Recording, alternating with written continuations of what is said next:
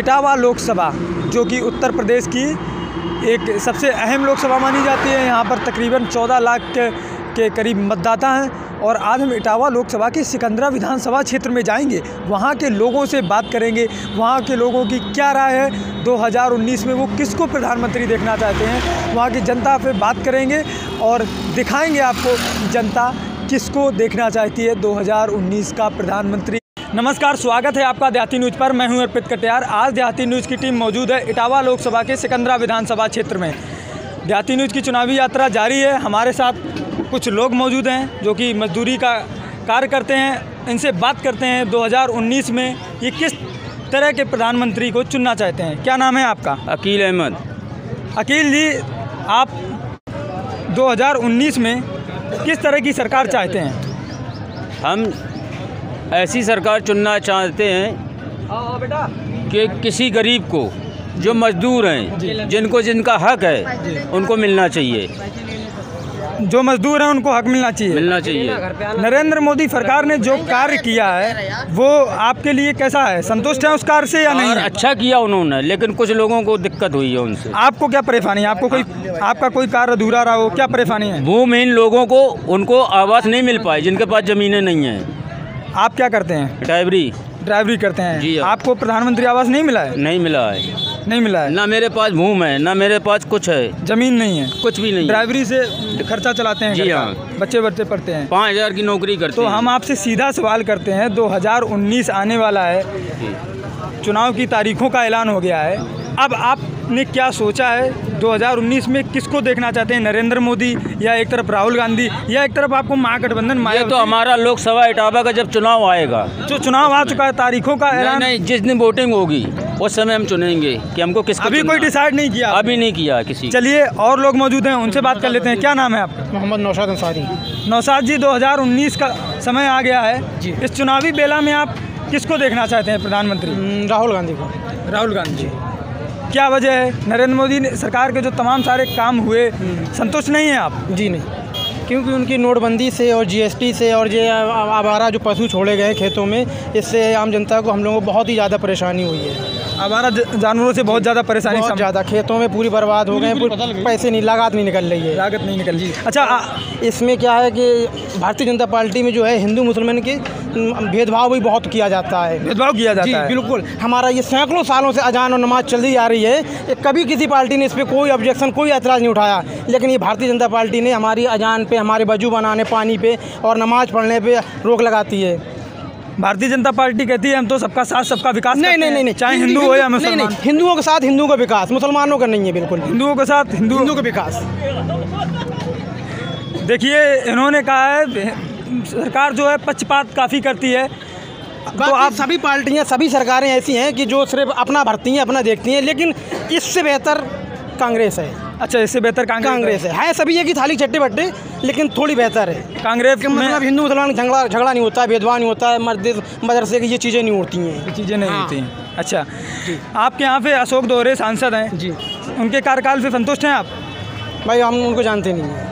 जानते ही नहीं है? आपके क्षेत्र में सांसद हैं? नहीं, हम नहीं जानते। हम जानते हैं, लेकिन हम उनसे संतुष्ट नहीं हैं। हाँ, क्षेत्र में आते हैं? क्षेत्र में तो सर हमने देखा ही नहीं है। एक बार शुरू में एक बार आए हैं क्षेत्र में, लेकिन जो देश की बात करेगा, हमारा वोट उसी की तरफ है। आप किसको 2019 का आ गया है चुनाव का समय, आपने क्या सोचा है? आप किसको देखना चाहते हैं? हम तो मोदी को देखना चाहते हैं। मोदी को देखना चाहते हैं। क्या नाम है आपका? मोहम्मद शहजाद। 2019 का समय आ गया है, किसको देखना चाहते हैं? राहुल गांधी जी। नरेंद्र मोदी की सरकार में तमाम सारी योजनाएं, स्किल इंडिया, हमको कोई योजना का कोई उत्पादन नहीं मिला है, इसलिए हमारे लिए बिल्कुल बेकार है। कोई लाभ नहीं मिला है। मौजूद हैं, इनसे बात कर लेते हैं, इनका क्या कुछ कहना था। क्या नाम है आपका? लालजी दीक्षित। दीक्षित जी, आपने तमाम सारी सरकारें देखी हैं। नरेंद्र मोदी की सरकार 2014 में आई, तमाम सारे मुद्दे लेकर आई, तमाम सारी विकास की बातें कहीं। 2019 में लग रहा है कि नरेंद्र मोदी केंद्र में वापसी कर पाएंगे? हमें तो पूरी उम्मीद लग रही है यार, इसलिए कि उसने देश का विकास किया है। देश का विकास किया है? इसके पहले देश का विकास नहीं हुआ था? नहीं, ऐसे कोई नेता ही नहीं हुए हैं। सबसे आप लोग नेता हुए हैं ना, चाहे राहुल गांधी हो, चाहे अखिलेश जी हो, चाहे सब लोग बनने कर रहे हैं, लेकिन नेता तो ऐसा कोई हो जो देश को संभाल के रखा है। अच्छा, एक सवाल और आपसे, जिस तरह से ये महागठबंधन हुआ है, मोदी हटाओ देश बचाओ, ये नारा लग रहा है, इस पे आपका क्या कहना है? महागठबंधन मोदी सरकार पे भारी पड़ेगा या समझदार व्यक्ति, पढ़ा लिखा व्यक्ति कभी इस गठबंधन को नहीं मानेगा। गठबंधन को नहीं मानेगा? नहीं मानेगा। गठबंधन में तो हमने देखा कैराना में उपचुनाव हुए, फूलपुर में उपचुनाव हुए, गोरखपुर में चुनाव बात अलग है, ये चुनाव अलग बात है। उपचुनाव बात अलग है जी। जैसा कि इनसे बात की, हमारे साथ और कुछ दर्शक मौजूद हैं, इनसे बातचीत कर लेते हैं, इनका क्या कुछ विचार है। क्या नाम है आपका? विनोद शुक्ला।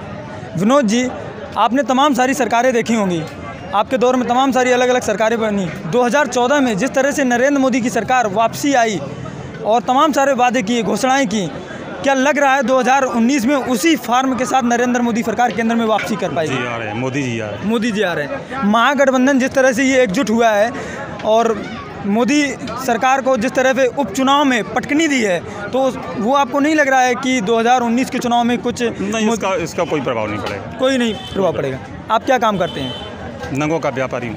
आप व्यापारी वर्ग से आते हैं। अच्छा, हमने सुना व्यापारियों की बड़ी समस्याएं रही हैं, जीएसटी नोटबंदी में। नहीं, ये सब होना था, जरूरी भी था। जरूरी था।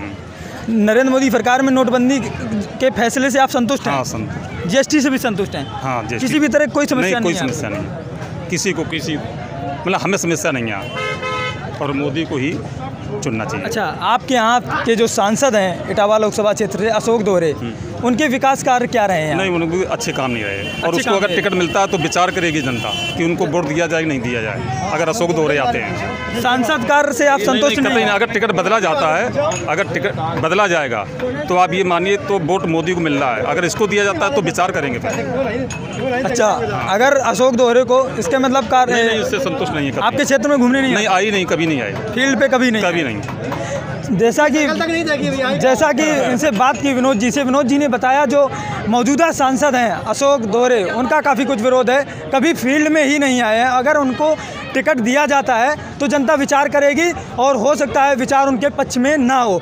नाम है आपका? गौरव शुक्ला। गौरव जी, अच्छा, नरेंद्र मोदी सरकार ने, आप रोजगारों की बात कर रहे हैं, 2 करोड़ रोजगार देने की घोषणा की थी 2014 में जिस तरह से आए थे। क्या रोजगार आप लोगों को नहीं मिल रहा है क्या? हमें तो ये केवल दिखाई दे रहा है अखबारों में और टीवियों में, हमें तो ऐसा कहीं महसूस नहीं हुआ। चाहे वो ऋण मोचन का मामला हो, चाहे रोजगार देने के लिए खादी एवं ग्राम उद्योग का मामला हो। आप कह देते हैं बैंक कोई काम करती नहीं है, ऐसे क्या फ़ायदा है इससे? मैंने खुद इसका काम किया, मैंने अपने लिए कराया, लेकिन अभी तक कोई सरकार ने काम नहीं किया, ना कुछ सरकार से कोई फ़ायदा मुझे मिला। आपको सरकार से कोई फ़ायदा नहीं? कोई फ़ायदा मुझे नहीं मिला। युवा आज भी उतने बेरोजगार हैं? युवा परेशान है, युवा भटक रहा है। देश की जनता मोदी जी पे विचार करने के लिए सोच रही है, अभी बहुत परेशान है जनता। अच्छा, मोदी जी कहते हैं हम देश के चौकीदार हैं, देश सुरक्षित हाथों में है, इस पर आपका क्या विचार है? आपको लग रहा है कि सुरक्षित हाथों में देश है? हमें तो बड़ी हंसी आती है कि जिस देश का प्रधानमंत्री ये कहेगा कि हम चौकीदार हैं। अरे प्रधानमंत्री हैं आप, आपको चौकीदार कहने का कोई हक नहीं है। आप एक ताकत, भारत एक 125 करोड़ देशवासियों के ऊपर आप प्रधानमंत्री बने हैं, आपको ये शब्द कहने से कोई अच्छा नहीं लगता। अगले खास कार्यक्रम में, तब तक आप लोग देखते रहिए देहाती न्यूज़। धन्यवाद।